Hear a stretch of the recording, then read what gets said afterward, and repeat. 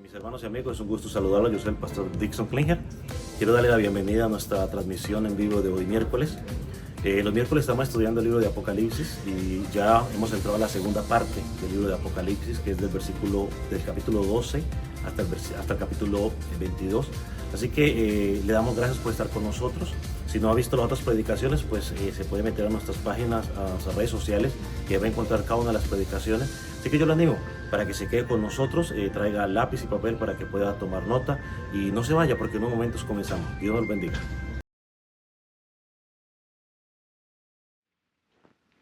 Voy a indicar con un amén cuando lo haya localizado.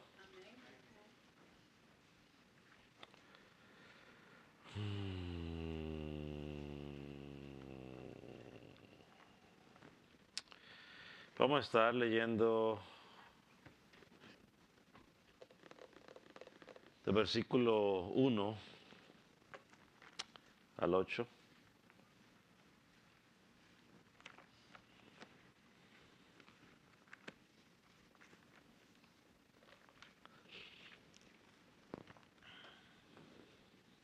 ¿Lo tiene? Dice la palabra del Señor de la siguiente manera: y vi un cielo nuevo y tierra nueva, porque el primer cielo y la tierra pasaron, y el mar ya no existía más. Y yo, Juan, vi la santa ciudad, la nueva Jerusalén, descender del cielo de Dios, dispuesta como una esposa ataviada para su marido.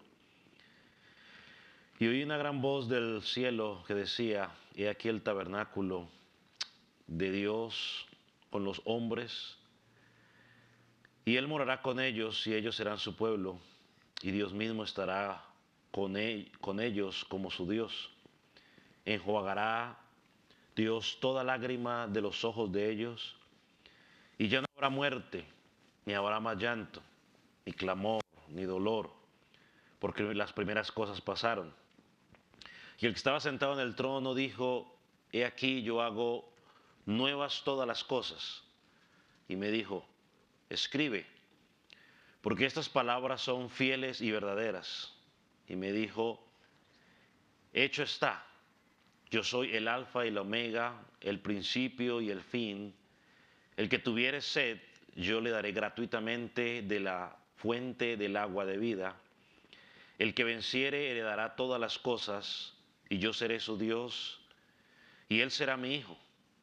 Pero los cobardes e incrédulos, los abominables, homicidas y fornicarios y hechiceros, los idólatras y todos los mentirosos tendrán parte en el lago que arde con fuego y azufre, que es la segunda muerte. Padre, queremos pedirte tu dirección mientras estudiamos una vez más tu palabra, que ella pueda fortalecer a aquellos que están en Cristo, que ella pueda desengañar a aquellos que están engañados, Señor, que son cuando no son, los que están muertos de sus delitos y pecados, y hoy puedan venir a ti en fe y en arrepentimiento. Permite que las palabras puedan ser expresadas de acuerdo a tu voluntad, de acuerdo a tu palabra y no de acuerdo al corazón del predicador. Guarda sus palabras para que pueda hablar únicamente tu verdad. En el nombre de Jesús. Amén. Puede tomar asiento. La Escritura nos enseña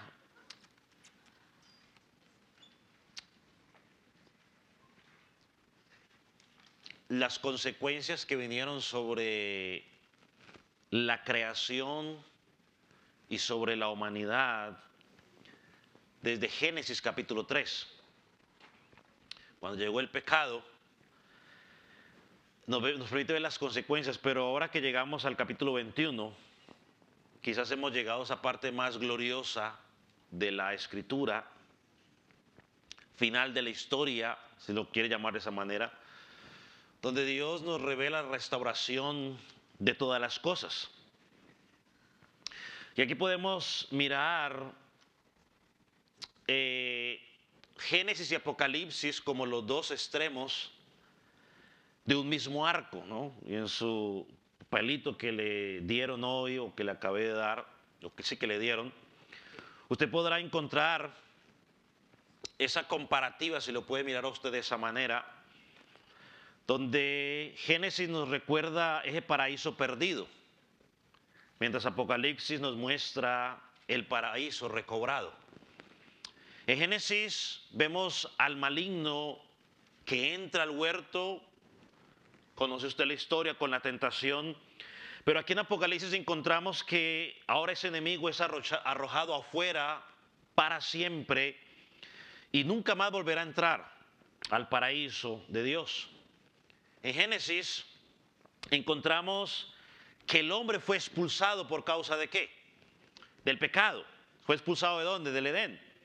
Pero en Apocalipsis miramos que aquí recibe ese árbol de la vida y entra por las puertas de la ciudad celestial. En Génesis encontramos que la tierra fue maldecida por causa del pecado. Ahora que llegamos a Apocalipsis 21, encontramos que ya no hay más maldición. Eso lo miraremos en el Apocalipsis 22, versículo 3.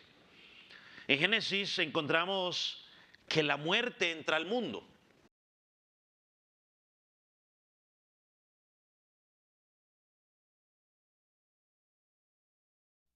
Génesis capítulo 3, versículo 15, se nos anuncia la promesa de un redentor. Ahora en Apocalipsis contemplamos cómo esa redención fue completada por el regreso del Señor Jesucristo. Así que llegamos a ese momento donde el apóstol, donde Dios le muestra al apóstol Juan una nueva creación y lo identifica como ese cielo nuevo y esa tierra nueva. Entonces, si en algún momento ha existido ese deseo en el corazón del creyente o del ser humano, perdón, de tener un mundo perfecto, un mundo donde no haya dolor, donde no haya maldad, bueno, a partir del capítulo 21 de Apocalipsis encontramos la respuesta. El Señor le revela al apóstol Juan y por ende a la iglesia cómo será todo. Pero la bendición, quizás podemos decir para los que estamos en Cristo, es que mientras el mundo desea que todo cambie, que tengan un mundo diferente, podemos decir que si no mueren en Cristo, no disfrutarán de ese mundo diferente que siempre han anhelado. Entonces el Señor aquí, como hemos visto hasta ahora, le ha mostrado quiénes eran sus enemigos. Hablamos de Satanás, la bestia, el falso profeta, que a través de sus mentiras y su engaño llevaron al hombre a la idolatría, a rebelarse constantemente contra Dios y llenar este mundo de dolor, de muerte. Y cuando pensamos en los primeros oyentes, esos hermanos de las primeras 7 iglesias, que estaban sufriendo bajo el imperio romano, las acusaciones de los judíos, de los falsos maestros y quizás también de los falsos cristianos que estaban dentro de la misma congregación. Entonces, en medio de toda esa situación, Dios escribe le manda al apóstol escribir esta epístola o este libro, perdón, para consolarlos y para decirles lo que les he dicho durante todo el estudio de Apocalipsis, para decirle, iglesia, hay una victoria final y es el Señor Jesucristo. El enemigo será derrotado, esa victoria está asegurada y si tú y yo estamos en Cristo disfrutaremos de esa bendición. Ya el Señor Jesucristo había hablado de esto. Si usted va a Marcos capítulo 3, versículo 27,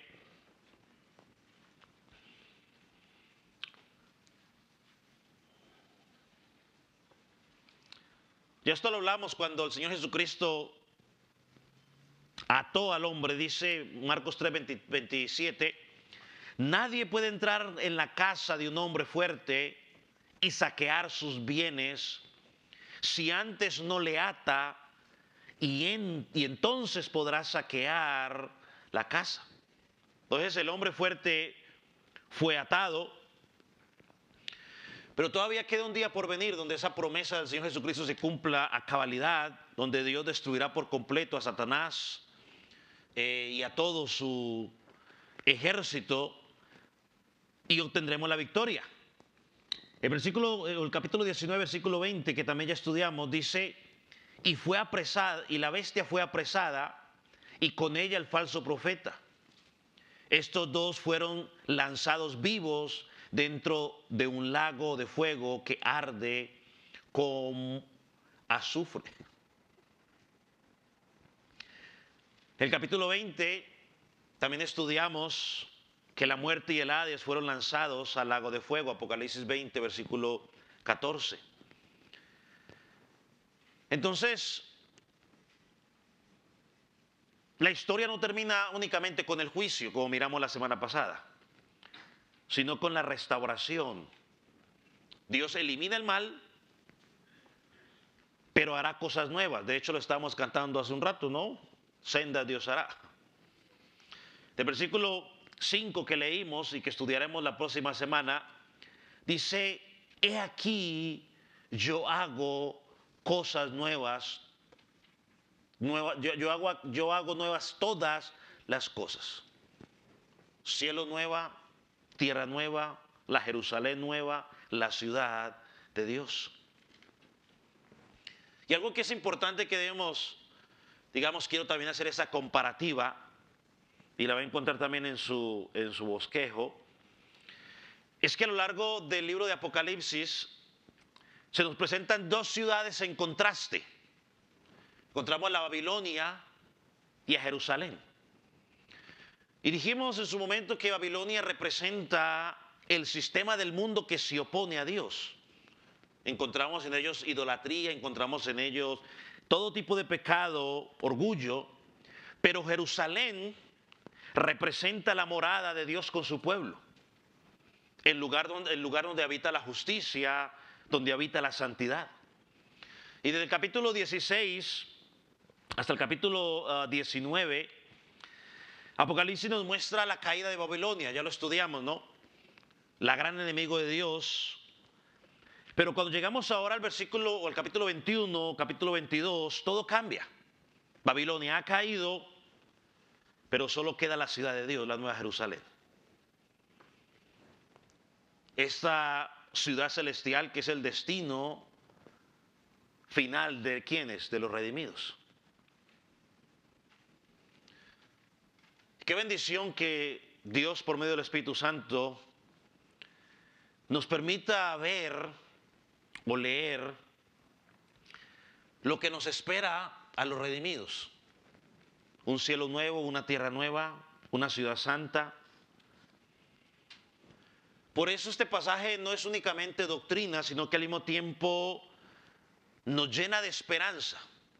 Cuando sentimos ganas de desfallecer, que yo no quiero correr más la carrera, este es uno de los pasajes que nos fortalece para seguir caminando. Porque somos peregrinos que estamos en esta tierra viajando a nuestra verdadera patria celestial. El Señor Jesucristo dijo en Juan capítulo 17, versículo 16, no somos de este mundo, como tampoco yo soy del mundo, dijo el Señor Jesucristo. En estos 8 primeros versículos que acabamos de leer, vamos a mirar 3 cosas. Vamos a mirar esta nueva visión del cielo nuevo y la tierra nueva en los versículos 1 y 2.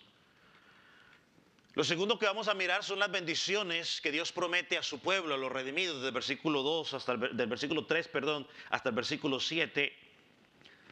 Y en el versículo 8 miraremos el propósito de esta visión y la advertencia contra los incrédulos. Hoy vamos a estar enfocándonos en el primer punto, los cielos nuevos y la tierra nueva. Leo una vez más los 2 primeros versículos. Vi un cielo nuevo, una tierra nueva, porque el primer cielo y la primera tierra pasaron y el mar ya no existía más. Y yo, Juan, vi la santa ciudad, la nueva Jerusalén, descender del cielo de Dios, dispuesta como una esposa ataviada para su marido. Lo primero que debemos notar en la lectura de estos versículos es que se le presenta al apóstol Juan una nueva visión. Las visiones anteriores, el Señor le muestra algo que está por venir. Pero en esta comienza a mostrarle el comienzo de toda esa nueva creación. Y dice, vi un cielo nuevo y una tierra nueva. La pregunta es, ¿significa esto que Dios destruirá por completo el universo y hará otro desde cero? ¿O se trata de algo diferente? En el idioma original, quizás el apóstol Juan usa una palabra que nos ayuda a entender. En griego hay dos términos que se usan para nuevo, y uno es neos y el otro es kainos. Neos y kainos. Neos se refiere a completamente nuevo en el tiempo, como si nunca hubiera existido.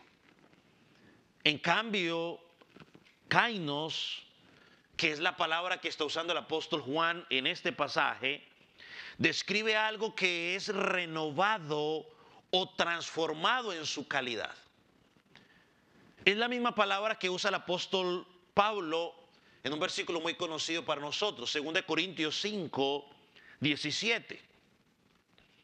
2 Corintios 5, 17 dice, de modo que si alguno está en Cristo, caínos criatura, o sea, nueva criatura es. Las cosas viejas pasaron, he aquí todas son hechas nuevas. Esto no quiere decir que Dios destruye a la persona y crea otra diferente. No, sino que Dios lo tomó a usted y me tomó a mí. ¿Y qué hizo con nosotros? Nos transformó, nos renueva. Bueno, de la misma manera, Juan está viendo que Dios hará no hacer el universo desde cero, sino que renueva lo que ya existía. Los purifica, los va a limpiar del pecado, los va a limpiar de toda corrupción y los llena de su gloria. Cuando Dios lo salvó a usted y me salvó a mí, no nos destruyó. Lo único que hizo fue renovarnos, transformarnos. Bueno, eso es lo que va a hacer con la creación, eso es lo que el apóstol Juan nos va a describir aquí.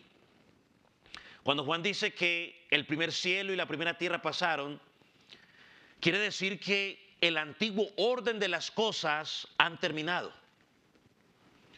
Todo lo que había sido afectado por el pecado va a quedar atrás. Después del juicio, Dios traerá un nuevo orden. La creación será limpiada, glorificada, restaurada. Será el cumplimiento de esa promesa donde dice que Él hace todas las cosas nuevas. Así que lo que está viendo Juan aquí es el universo redimido, donde todo lo que el pecado afectó es quitado y Dios perfecciona todas las cosas. Vaya conmigo a Isaías capítulo 65, versículo 17. Porque lo que le estoy diciendo es el testimonio de toda la escritura. El apóstol Juan lo único que está haciendo es tomando lo que él ya había revelado a través de los profetas, el Antiguo Testamento, y lo está aplicando a la iglesia. Y nosotros tenemos que entender que el Antiguo Testamento no es un libro que habla de Israel, porque a veces la gente piensa, Antiguo Testamento, no, un libro que habla de Israel. No, el Antiguo Testamento es un libro cristocéntrico, donde el mensaje central es ¿quién? Cristo y su pueblo redimido. Los apóstoles lo entendieron de esa manera, lo aplicaron, y Juan lo está haciendo aquí. Miren lo que dice Isaías 65, versículo 17, Dios dijo, porque he aquí que yo crearé nuevos cielos y nueva tierra, y lo primero no, y de lo primero no habrá memoria, ni más vendrá al pensamiento. Y cuando dice nuevos cielos, una vez más, es la palabra que se dio énfasis a, ¿qué? A la restauración. Otro pasaje que podemos encontrar que nos dice lo mismo es Hechos capítulo 3, 19. Quiero leerle algunos pasajes.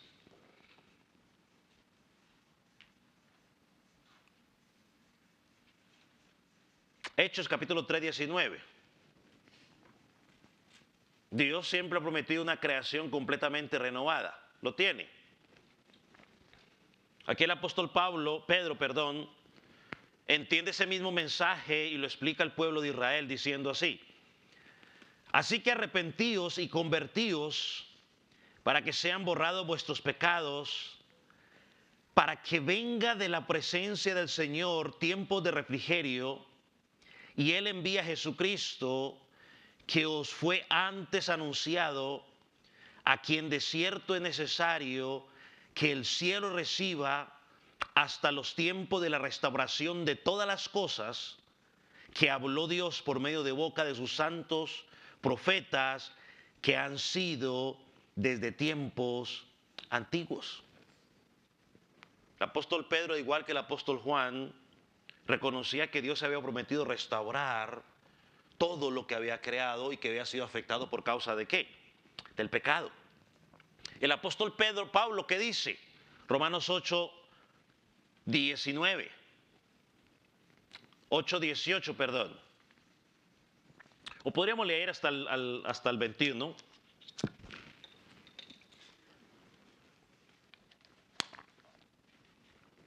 Dice, pues tengo por cierto que las aflicciones del tiempo presente no son comparadas con la gloria venidera en que nosotros ha de manifestarse.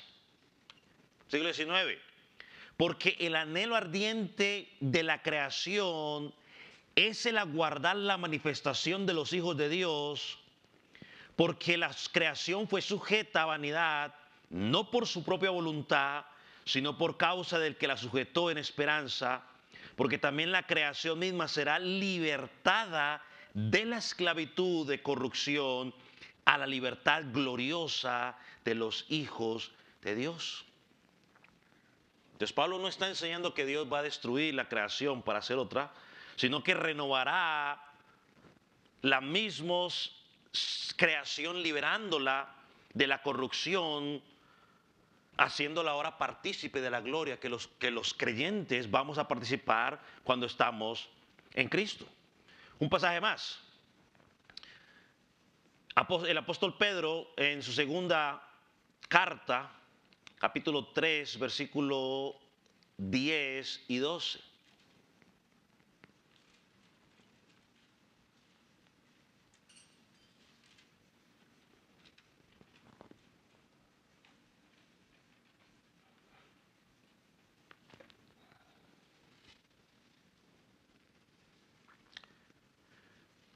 Pero el día del Señor vendrá como ladrón en la noche, en el cual los cielos pasarán con grandes estruendo, y los elementos ardiendo serán deshechos, y la tierra y las obras que en ellas hay serán quemadas, puesto que todas estas cosas han de ser deshechas. ¿Cómo no debéis vosotros andar en santa y piadosa manera de vivir, esperando y apresurándoos para la venida del día de Dios, en el cual los cielos encendiéndose serán deshechos y los elementos siendo quemados se difundirán? Yo creo que el apóstol Pedro aquí está recordando lo que pasó cuando Dios juzgó al mundo con el agua en el diluvio. Lo hará también en el tiempo futuro a través del fuego, ¿no? Pero ese fuego no destruirá, en decir que desaparecerá la creación, sino que es un fuego para purificarla, quitando todo rastro del mal y del pecado. Y eso lo vemos en lo que dice el versículo 1 que estaba mirando.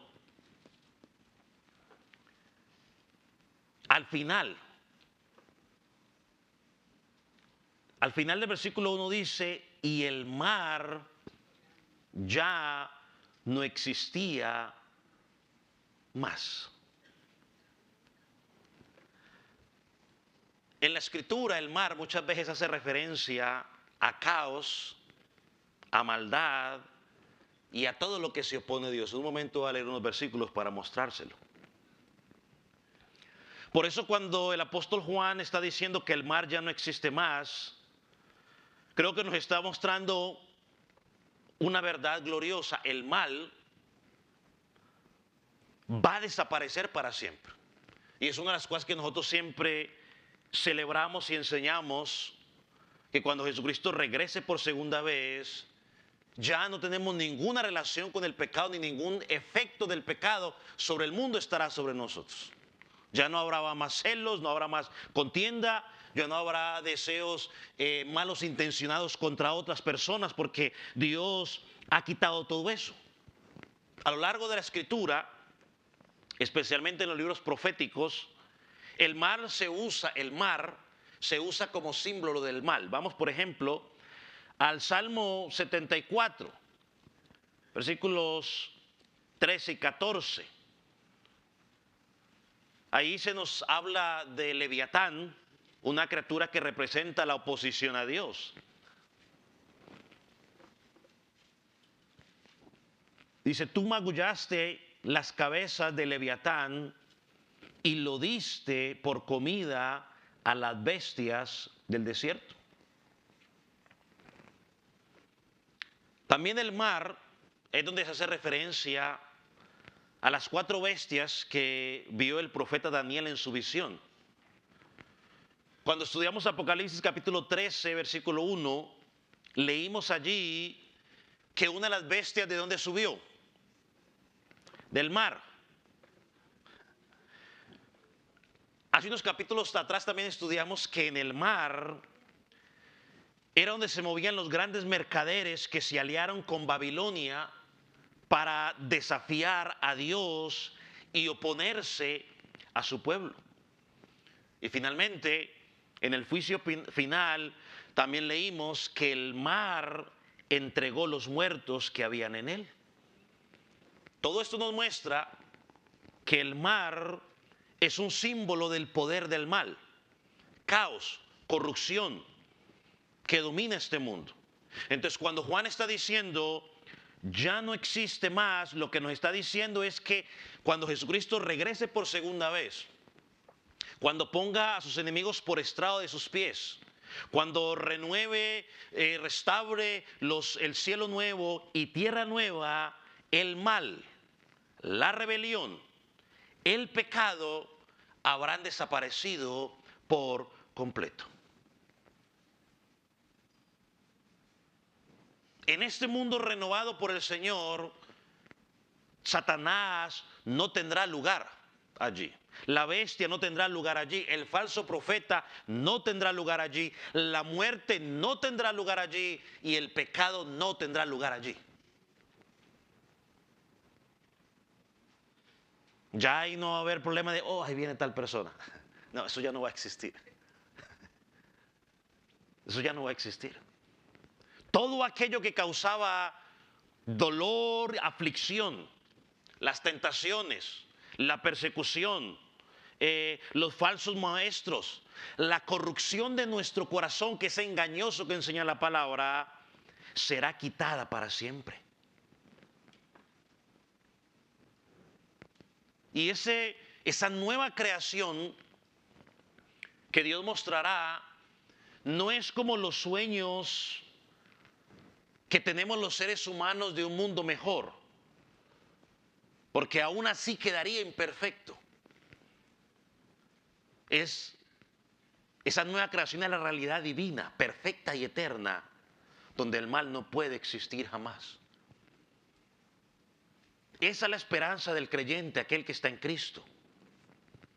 Este era el consuelo. Yo creo que usted se piense por un momento de que los primeros lectores que estaban leyendo esta carta A veces nosotros pensamos como que sí, en cierta manera es escrita para nosotros, la palabra de Dios es viva y eficaz y no cambia a pesar de que pasen los años, pero tenemos que entender cómo esto fue fortaleza para estos primeros creyentes en el primer siglo, que estaban siendo perseguidos, maltratados. Era de gran consuelo. Ellos sufrían persecución. Esta visión, como hemos dicho en varias ocasiones, le mostraba a la iglesia que ese dolor que están sufriendo en ese momento no era eterno, era temporal. Lo mismo nos dice hoy a usted y a mí, que esa dificultad que tú y yo estamos pasando, esa lucha que tenemos con el pecado tú y yo el día de hoy, esas tentaciones, esas aflicciones que enfrentamos, mis amados, son temporales. Llegará el momento donde todo será diferente. Por eso Pablo dice que las aflicciones de este mundo jamás se comparan con la gloria que va a venir. Por eso nuestro vivir debe ser Cristo. Era uno de los ataques del enemigo. Nuestras propias debilidades, nuestras propias caídas, los falsos maestros. Todo lo que se opone a Cristo, llegará un día donde todo eso quedará atrás. Y Dios quiere que tú y yo vivamos con esa esperanza. Él promete renovar todo el universo. Lo limpiará de todo mal. Ahí no estaremos preocupados por vendavales como estamos hoy. Uy, que ya va a empezar la temporada de huracanes. A Dios gracias, nosotros no estamos ni tan cerca ni tan lejos. Estamos como por ahí. A veces nos pasan algunos coletazos, ¿no? Pero hay muchas personas donde cada vez que empiezan las temporadas de huracanes empiezan la situación. No, en ese momento ya no. Que todo eso es consecuencia al pecado. No más tentaciones, no más pecado, no más dolor, no más lágrimas. Ahora, pero después de mostrarle los cielos nuevos y tierra nueva, el Señor también le revela a Juan una ciudad.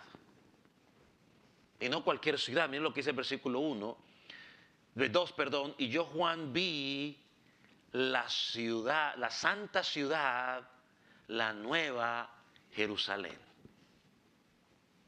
Ahora, yo quiero que usted se imagine, no quiero que usted se imagine que Juan vio literalmente una ciudad hecha de edificios y calles descendiendo del cielo. Esta nueva Jerusalén, que le hemos hablado ya durante todo el pasaje o el libro, representa al pueblo de Dios,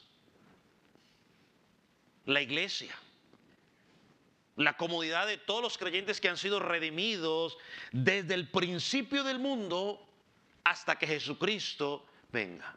Y esto es algo que vemos a lo largo de toda la escritura que ha sido anunciado. Vaya a Isaías capítulo 62, versículo 1 al 5.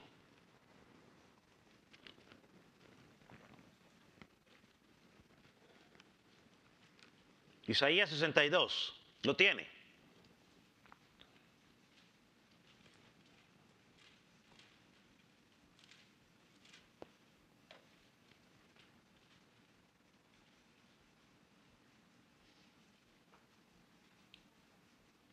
Dice, por amor de Sión no callaré, y por amor de Jerusalén no descansaré, hasta que salga como resplandor su justicia y su salvación se encienda como una antorcha. Entonces verán las gentes su justicia y todos los reyes tu gloria.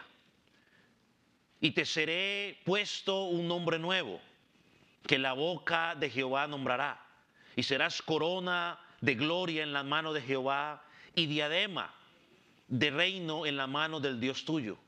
Nunca más te llamarán desamparada, ni tu tierra se dirá más desolada, sino que será llamada Fiba, y tu tierra Beula, porque el amor de Jehová estará sobre ti y tu tierra será desposada.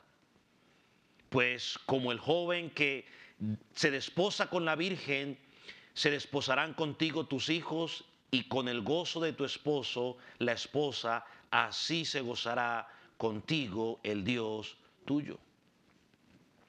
No, Dios no está hablando de una ciudad física, sino de su pueblo santo, el cual es formado por hombres y mujeres transformados por la gracia de Dios, unidos en la fe por causa de ¿quién? De Jesucristo.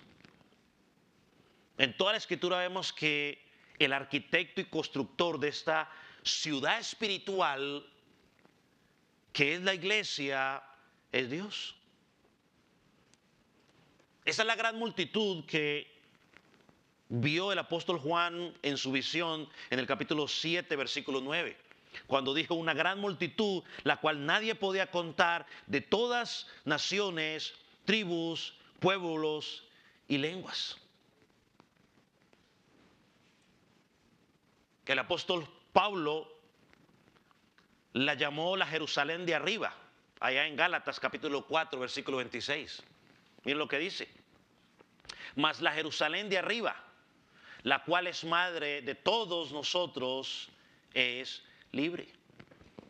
También en Hebreos capítulo 12, versículo 22, es llamada la Jerusalén celestial.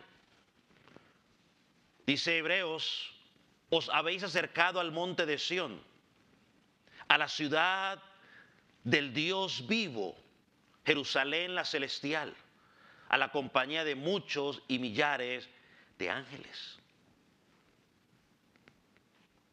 Esa es la iglesia glorificada, el pueblo de Dios redimido. Juan la llama aquí la ciudad santa. Y esa es una de las principales características, ¿no? La santidad. Isaías capítulo 52, versículo 1.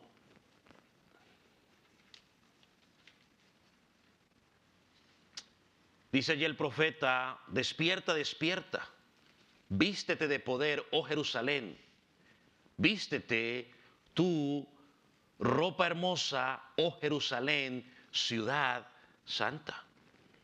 Y no es lo que Dios nos dijo a través del apóstol Pedro como iglesia, sed santos porque yo soy santo. Somos apartados, somos diferentes, vivimos en este mundo, pero aún dentro de este mundo tenemos que mostrar la diferencia de que Jesucristo nos ha transformado y nos ha llevado a una ¿qué? A una nueva estilo de vida. Esta iglesia tiene que reflejar perfectamente la santidad de su Redentor. La iglesia no debe ser conocida por su grandeza, la iglesia no debe ser reconocida por su riqueza, la iglesia no debe ser reconocida por su poder, la iglesia debe ser reconocida porque es una iglesia santa, es una ciudad santa. Un pueblo purificado que refleja la santidad de Dios en todo momento. Esto nos muestra cómo se cumple el propósito de Cristo para la iglesia.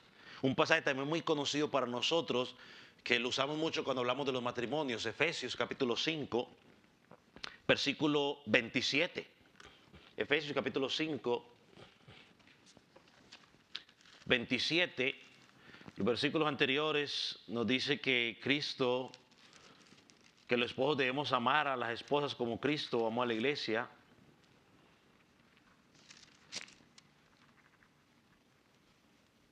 Para santificarla, purificándola por el lavamiento de las aguas. Dios lo que dice el versículo 27.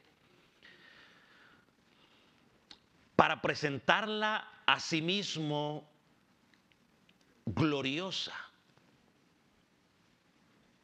que no tuviese mancha ni arruga ni cosa semejante, sino que fuese santa y sin mancha. Eso es lo que Cristo está haciendo nosotros para presentarnos delante del Padre de esa manera, santos y sin mancha. Juan, el apóstol Juan, vemos aquí que también la llama la nueva Jerusalén. Cuando pensamos en la Jerusalén terrenal, donde el Señor fue crucificado, esta es celestial y espiritual. La describe como una ciudad renovada. Una vez más, no en el sentido de ser nueva en el tiempo, sino nueva en naturaleza, limpia de todo pecado, limpia de toda corrupción. Y su carácter es espiritual y celestial. Y sigue diciendo el apóstol aquí, la nueva Jerusalén desciende del cielo. Y creo que cuando dice que desciende del cielo, esto nos está mostrando su origen. Que el origen no proviene de quién, del hombre, sino de quién, de Dios. Eso es lo que dice el versículo. Y yo, Juan, vi la santa ciudad, la nueva Jerusalén, descender del cielo de Dios. Esta ciudad es un contraste con Babilonia, ¿no? Que es la que representa al mundo. En Babilonia vimos orgullo y quizás podíamos representarla con ese intento de los hombres, allá en Génesis capítulo 11, de llegar a Dios por sus propios méritos. ¿Recuerdan la torre de Babel? Los hombres dijeron en Génesis capítulo 11, 4, edifiquemos una ciudad, una torre que pueda llegar al cielo y hagámonos ¿qué? Un hombre. El esfuerzo de los seres humanos muchas veces de ganar mérito delante de Dios, de hacer cosas por sus propios medios. Pero esta Jerusalén celestial que dice que desciende del cielo no es producto del esfuerzo humano, sino que es producto de la obra de Dios. Es producto del fruto de la gracia de Dios, de su poder y mire, de su misericordia. Esta ciudad existe solamente porque Dios lo ha hecho posible. Y finalmente dice el apóstol, dispuesta como una esposa ataviada para su marido. Y aquí encontramos más, tenemos referencia a que lo que estamos hablando de la ciudad santa, esa Jerusalén, que en el cielo, que desciende del cielo, está hablando de la iglesia, porque luego sigue diciendo, dispuesta como una esposa ataviada para su marido. Esta imagen la encontramos muchas veces también en el Antiguo Testamento. Una vez más, Isaías, capítulo 54, versículo 4, Dios le dice lo siguiente a su pueblo.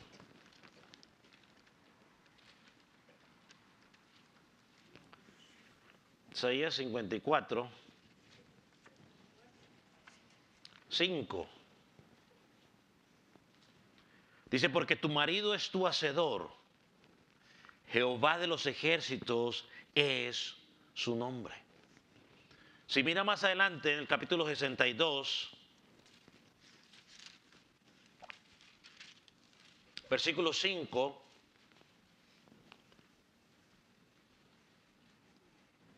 dice, pues como el joven se desposa con la virgen, se esposará contigo tus hijos, y con el gozo del esposo con la esposa, así se gozará contigo el Dios tuyo.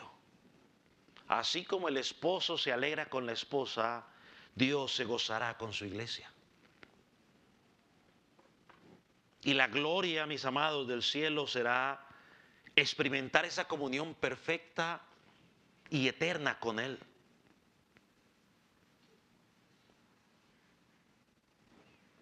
Y yo creo que la figura de la esposa también aquí nos habla de la belleza de la iglesia. El apóstol Juan dice que la vio ataviada para su marido, es decir, vestida, arreglada, vestida con pureza y con esplendor.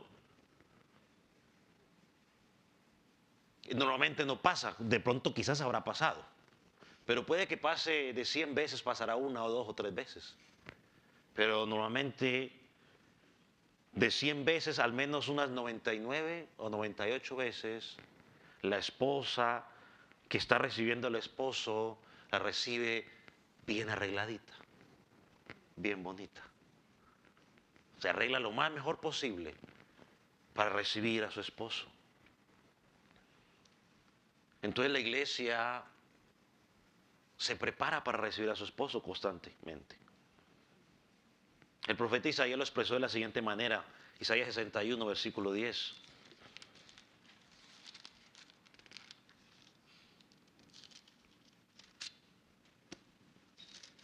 ¿Lo tiene? Dice, en gran manera me gozaré en Jehová, mi alma se alegrará en mi Dios, porque me vistió con vestiduras de salvación, me rodeó de manto de justicia, como a novio me atavió y como a novia adornada con sus joyas. Pero esta belleza, mire que proviene de la obra de Dios en nuestras vidas, en nuestros corazones. El que comenzó en nosotros la buena obra, la perfecciona.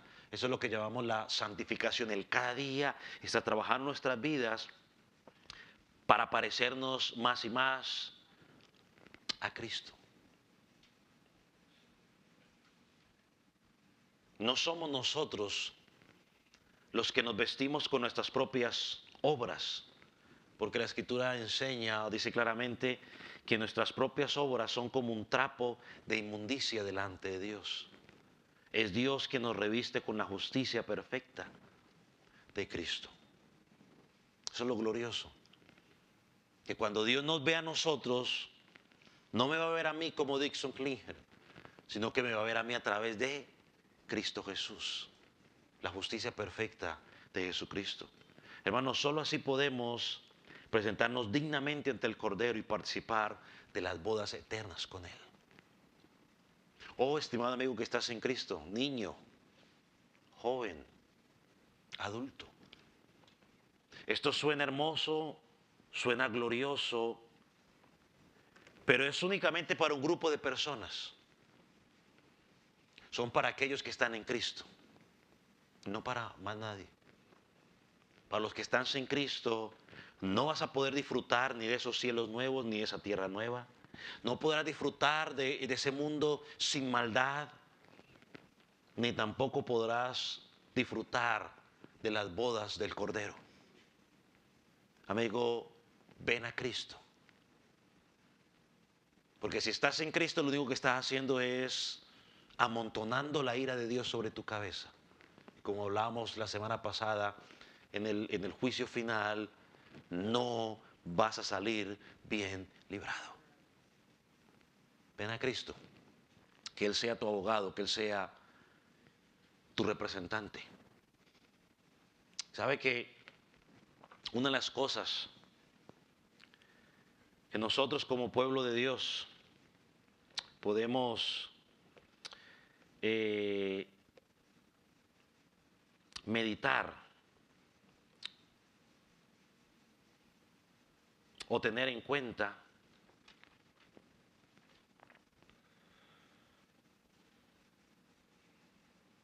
un segundo.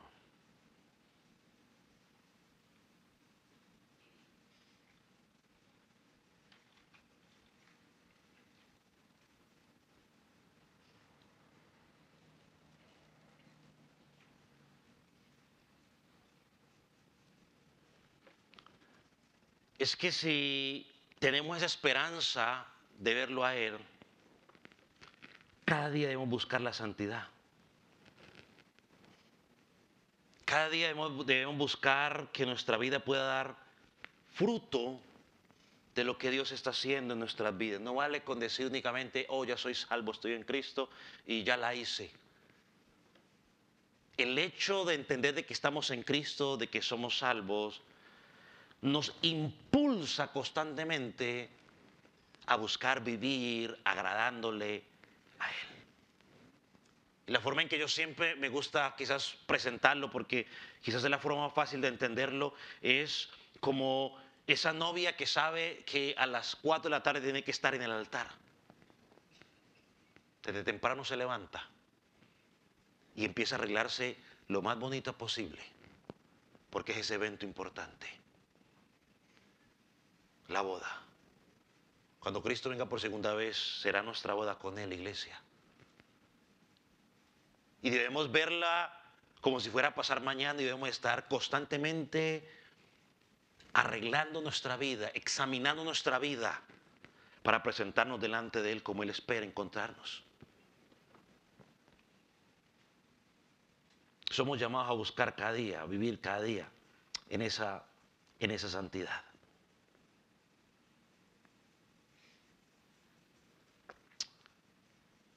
Vamos a orar. Póngase sobre sus pies.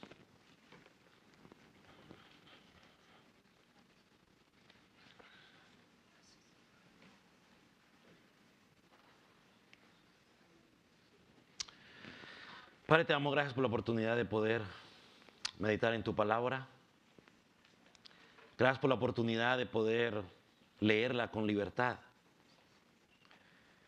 Pero Señor, también te pedimos que tu palabra pueda confrontarnos, pueda llevarnos a examinarnos, a preguntarnos cómo estamos viviendo mientras esperamos tu regreso. Padre, porque tu palabra nos dice que Dios no puede ser burlado. Señor, ayúdanos cada día a examinar nuestra vida, a purificarnos, como dice el apóstol Juan, cada día, porque sabemos que te veremos un día cara a cara. Señor, pero también te pedimos por aquellos que todavía no te conocen, que todavía están muertos de sus delitos y pecados, que todavía consideran que lo más importante es el aquí y el ahora, y que no han puesto la mirada, no han pensado en la vida después de la muerte. Oh Señor, mi oración es para que ellos, al escuchar tu palabra, Señor, al escuchar tu palabra que habla de esos cielos, esa tierra nueva, un mundo sin maldad, Señor, que ellos puedan ahora mirarte a ti y decir: Cristo, perdóname porque he pecado contra ti. Que hoy puedan encontrar consuelo en ti, Señor Jesús, para que mañana, cuando tú regreses por segunda vez, para cuando tú los llames a cuentas, ellos puedan decir: en Cristo estoy. Y puedan escuchar las palabras gloriosas: buen siervo fiel, entra en el gozo de tu Señor. Padre, haz la obra. En el nombre de Cristo Jesús te damos gracias. Amén. Amén. Puede tomar